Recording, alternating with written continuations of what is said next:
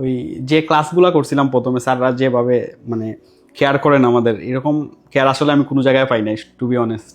আসসালামু আলাইকুম। ওয়ালাইকুম আসসালাম। কেমন আছেন স্যার? জি আলহামদুলিল্লাহ। আলহামদুলিল্লাহ। 6.5 ফিলিংসটা কেমন? ফিলিংস অসাধারণ, বুকের ভিতর দগদগ করতেছে আইএলটিএস রেজাল্ট পাওয়ার পর। আলহামদুলিল্লাহ। আপনার ইন্ডিভিজুয়াল স্কোর কত ছিল? ইন্ডিভিজুয়ালটা অনেক খারাপ হচ্ছে, জানি না কেন। লিসেনিংয়ে 5.5, রিডিংয়ে 8, আর রাইটিংয়ে 6, আর স্পিকিংয়ে 5.5। আলহামদুলিল্লাহ, খারাপ না। রিডিংয়ে 8। জি। এইটার পিছনে রহস্য কি? তো রিডিং নিয়েই সবচেয়ে বেশি ভয় কাজ করতো সবসময়। তারপর টু বি অনেস্ট আমি এইচআইসি করছি। এইচআইসি করার পর স্যারের কিছু টেকনিক দিয়েছেন, তারপর আমি অনেক টাইম নিছি, এই মেথডটা কাজে লাগাইছি। তারপর সবই আল্লাহর ইচ্ছা। ঠিক আছে। আইএলটিএস তার জার্নিটা কবে থেকে স্টার্ট হয়? জার্নি 2023 সাল থেকে 23 সালে স্পোকেন করছি। তারপর অনেক গ্যাপ দিছি। গ্যাপ দেওয়ার পর তারপর ভর্তি হয়েছি, প্রায় 1 বছর পর ভর্তি হয়েছি এই যে নর্মাল কোর্সটা, আইএলটিএস একাডেমি। হ্যাঁ, একাডেমিক করার পরও তারপরও কনফিডেন্স তেমন একটা পাই নাই। তারপর ভর্তি হয়েছি এইচআইসিতে ভর্তি হওয়ার পর মানে একটু, তারপর একটা এক্সাম দিছি, একবার এক্সাম দিছি, 5.5 পাচ্ছি ওভারঅল। তারপর এটা সেকেন্ড টাইম। হেক্সাজের যে আপনার এনভায়রনমেন্টটা আপনার আইএলটিএস এর ক্ষেত্রে কতটুকু হেল্প করেছে? অসাধারণ এনভায়রনমেন্ট, কারণ সব ধরনের ফেসিলিটি আছে, কিন্তু আমি প্রথমে এই ফেসিলিটিগুলো নেই নাই। যেমন ধরেন ওই যে পার্শিয়াল টেস্ট নিছি, বাট ওই যে স্পিকিং কেয়ারগুলা বেশি নেই নাই। কেয়ার ওই যে রিডিং কেয়ার, এটা একদম শেষে নিছি। আগ থেকে যদি নিতাম তাহলে অনেক আরো ভালো হইতো, হেল্প হইতো আমার। Speaking care, reading writing care, হ্যাঁ, ওইটা আমরা সচরাচর সব স্টুডেন্টকেই বলে থাকি। আমরা অ্যাডমিশনের সময় বলে থাকি যে আপনাদের স্পিকিং কেয়ার ফ্রি থাকে, তারপর রিডিং রাইটিং কেয়ার থাকে। এখন তো হচ্ছে কি আমাদের আরও একটা ফ্যাসিলিটিস অ্যাড হয়েছে, স্পিকার্স ক্যাফে। ওইটাতে আপনি স্টুডেন্ট, হ্যাঁ, এটা এই এইচএসসি যে ভর্তি হয়েছিলাম ওইটা গেছি কয়েকদিন স্পিকার্স ক্যাফেতে। 21 দিনে তো আর কি হবে। হ্যাঁ, স্পিকার্স ক্যাফেটা অনেক হেল্প হয়। সবগুলো আসলে আনন্দের সাথে শেখা যায়। ওই যে স্পিকিং কেয়ার কয়েকদিন করছি, এগুলা ফ্রেন্ড অনেকের সাথে মেশা যায়। যেমন ধরেন এই স্পিকিং রাত্রে প্র্যাকটিস করার জন্য এই ফোন নাম্বার নিলেন, তারপর কথা হয়, এগুলো আরো অনেক হেল্পফুল হয়। এনভায়রনমেন্টটা অনেক ভালো আর কি। হ্যাঁ, তো আপনার ওই যে প্রথম মক টেস্ট কয়টা দিয়েছেন সর্বমোট? অনেকগুলা দিছি। দিয়েছেন। প্রথম মক টেস্ট থেকে নিয়ে শুরু করে এখন 6.5 কেমন ডিফারেন্সিয়েট মনে করতেছেন? প্রথম তো 5, 4.5, তারপর 5.5 আসে যখন, তখন হ্যাঁ 5.5 আসে যখন, তখন এক্সাম দিয়ে দিছি। আচ্ছা, ওইটা কি ফার্স্ট টাইমেরটা বলতেছেন না সেকেন্ড টাইমেরটা বলতেছেন? এটা সেকেন্ড টাইমেরটা বলতেছেন, যেটা আপনার হচ্ছে গিয়ে মকে লাস্ট ছিল 5.5।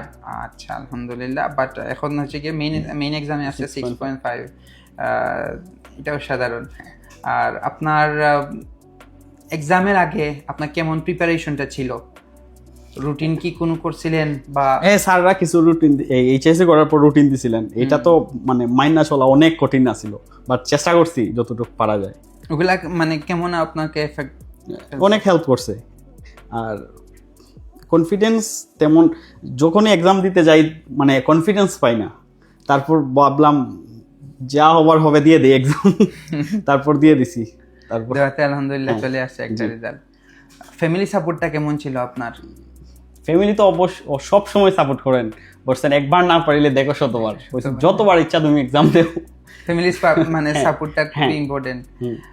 প্লাস হচ্ছে গিয়ে একটা এডুকেশনাল যে আমাদের যে প্রতিষ্ঠান যেগুলো আছে, ওগুলোর ক্ষেত্রে আমরা যে সার্ভিসগুলো বা প্লাস হচ্ছে গিয়ে আপনাদেরকে যে গাইডলাইন্সগুলো দিই, এগুলো আপনার কেমন লেগেছে? হেক্সাজের ওই যে ক্লাসগুলো করছিলাম প্রথমে, স্যাররা যেভাবে মানে কেয়ার করেন আমাদের, এরকম কেয়ার আসলে আমি কোনো জায়গায় পাই নাই, টু বি অনেস্ট।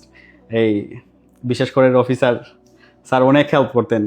যে কোনো সাবজেক্টে যদি মানে যে কোনো মডিউলে যদি সমস্যা হয়, স্যারে মেসেজ করতাম, স্যার হেল্প করতেন, স্যার নিজে লেখা দিতেন মাঝে মধ্যে।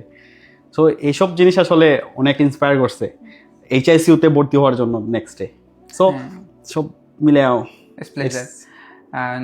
Nice experience. কাউন্সিলিং ডেস্ক থেকে হেল্প নিয়েছিলেন? প্লাস হ্যাঁ, সব আমি সব হেল্প মিস কোনোটা মিস যায় না, কিছু মিস যায় না। কোনোটা মিস যায় নাই। সো আলহামদুলিল্লাহ সবগুলা আপনি মিস না করায় এই স্কোরটাও আসতে আপনার অনেক হ্যাঁ। হেল্প হয়েছে হ্যাঁ, আলহামদুলিল্লাহ। আর আর আমার ফ্রেন্ডরা অনেক হেল্প করছে, হ্যাঁ ওরা মানে কিভাবে আর মানে সবসময় পুশ করতো, এটা পড় এটা কর, এটা না পারলে মানে টেকনিক শিখাই দিত স্যারও। আইএলটিএস এর ক্ষেত্রে আপনার সার্কামস্টেন্স যেগুলো আছে বা আপনার চারপাশের যে এনভায়রনমেন্টটা কেমন গুরুত্বপূর্ণ? অবভিয়াসলি এনভায়রনমেন্ট অনেক দরকার, কারণ আমি হেক্সাত আওয়ার আগে আমি ক্লাস করছি, যে ক্লাস যখন করছি তখন আমি চলে গেছিলাম বাড়িতে, ওই বাড়িতে কিছুদিন পড়ি, তারপর আরও ডাউন হয়েছে, তো মক টেস্ট দিছি, দেখা যায় আরও কমে। তো তারপরে এইচএসইউতে ভর্তি হওয়ার পর তো এনভায়রনমেন্টের সাথে আমি আরও ইনভলভ হওয়ার পর তারপর গিয়ে একটু আরও কনফিডেন্স আসছে। যখন বন্ধুবান্ধব পাইছি, ওরাও এই মক টেস্টে তেমন একটা রেজাল্ট করে না, বাট অনেকে দেখছি রেজাল্ট ভালো হয়। তো এইরকম করে স্যারেও বলছেন দিয়ে দেও এক্সাম, যা আবার হবে, তো দিয়ে দিলাম আলহামদুলিল্লাহ। আপনার যদি কোনো টিপস থাকে বা যদি আপনাদের আমরা যারা হচ্ছে গিয়ে নেক্সট এক্সাম দেবেন তাদের জন্য যদি কোনো ইনফরমেশন থাকে পাস করার, আপনি এটা শেয়ার করতে পারেন। আপনি যেহেতু এক্সাম দিয়ে দিয়েছেন, ভালো একটা স্কোরও আসছে, আপনার এক্সপিরিয়েন্স থেকে বলতে পারেন কিছু ওনাদের উদ্দেশ্যে। এক্সপিরিয়েন্স একটা কথাই বলবো, যার এক্সাম দেওয়ার ইচ্ছা আছে তো দিয়ে দিলেই ভালো হয়, কারণ যে কোনো সময় যে কোনো কিছু হতে পারে। আর যদি তোমার কনফিডেন্স আর consistency really important for IELTS candidate. Confidence আসলে কোনো সময়ই আসে না এই আইএলটিএস ক্যান্ডিডেটদের। সো আমি বলবো কিছুদিন নিজে থেকে ভালো করে পড়ে দিয়ে দিবা এক্সাম। হ্যাঁ, কনফিডেন্স রেখে এক্সাম দেওয়ার জন্য প্রিপারেশন নিতে হবে। কনফিডেন্স যদি হারান তাহলে আবার হবে না। আর কনসিস্টেন্ট আপনাকে থাকতেই হবে, কন্টিনিউয়াসলি আপনাকে প্র্যাকটিসের মধ্যে থাকতে হবে। আপনি আমাদের যদি স্টুডেন্ট হয়ে থাকেন তাহলে তো পার্সোনাল টেস্ট, মক টেস্ট আছে, এগুলাতে জয়েন করতে পারবেন। প্লাস হচ্ছে কি আমাদের কাউন্সিলিং ডেস্ক আছে, নানান ফেসিলিটিস আছে, ওইগুলাতে আপনারা যখন জয়েন করবেন আপনাদের এমনিতেই ইনশাআল্লাহ আপনারা মোটিভেটেড হবেন, প্লাস হচ্ছে গিয়ে গাইডলাইন্সগুলোও পেয়ে যাবেন। সো আপনাকে অসংখ্য ধন্যবাদ, আপনি আসছেন, প্লাস আপনার অনেক ইম্পর্টেন্ট কথাবার্তা বলছেন যেগুলা আমাদের স্টুডেন্টদেরকে অনেক হেল্প করবে ইনশাআল্লাহ। আর congrats for your great achievement. Thank you so much. Thank you.